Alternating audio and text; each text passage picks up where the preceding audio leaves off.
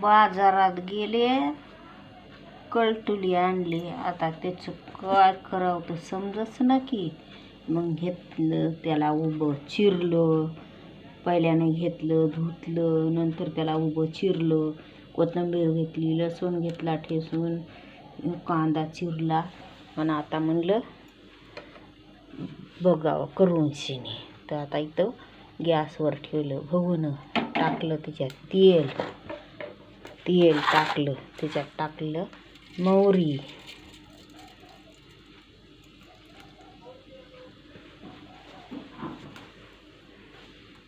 बघू तर आता कसं होतंय. तर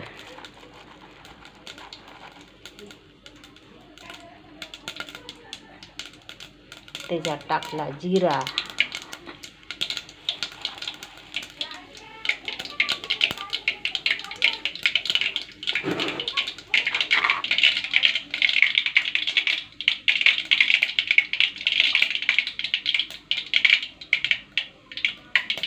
त्याच्यात टाकला उभा चिरलेला कांदा,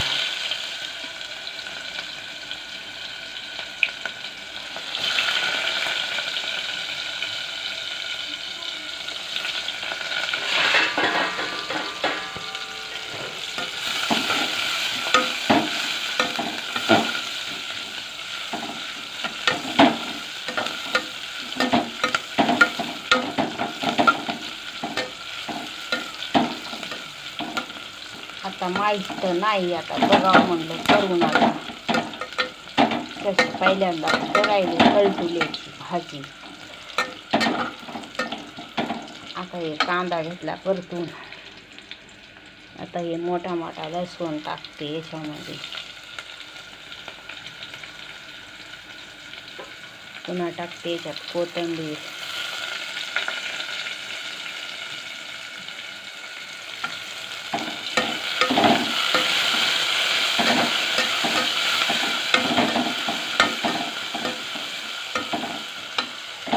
त्याला टाकते याच्यामध्ये हे उभे चिरलेले कळतुले.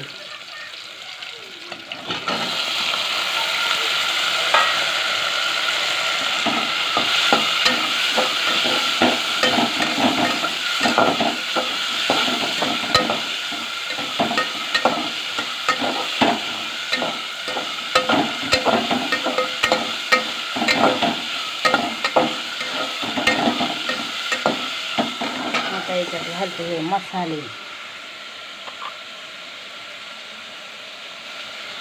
चुटकीभर हळद,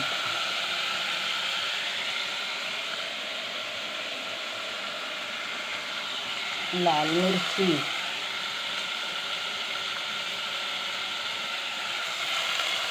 दोन चम्मच,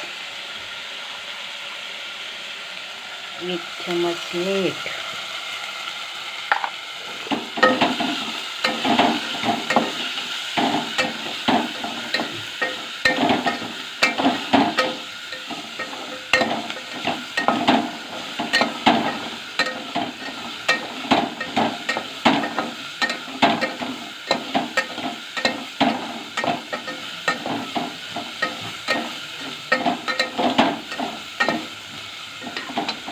आता याला थोडं असं झाकून ठेवते तोपर्यंत.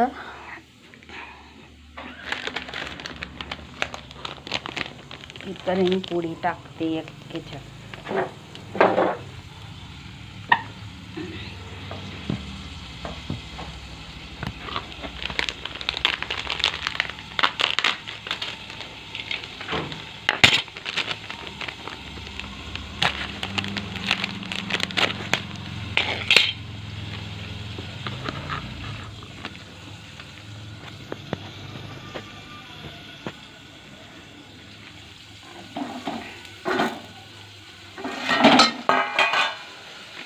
आता हे टाकते याच्यात एक वरण पोळी. त्याला पुन्हा थोडं हलवून घेते.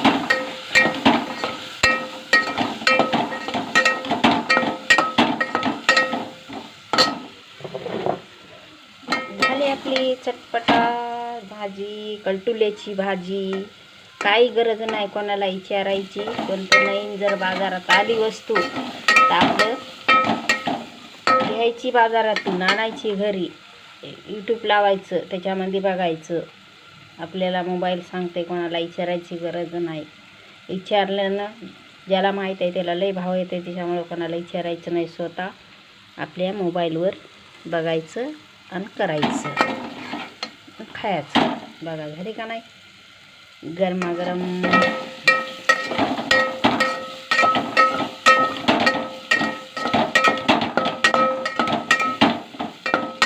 कलटुल्याची भाजी. थोडंसं मीठ कमी वाटायले, थोडं टाकते.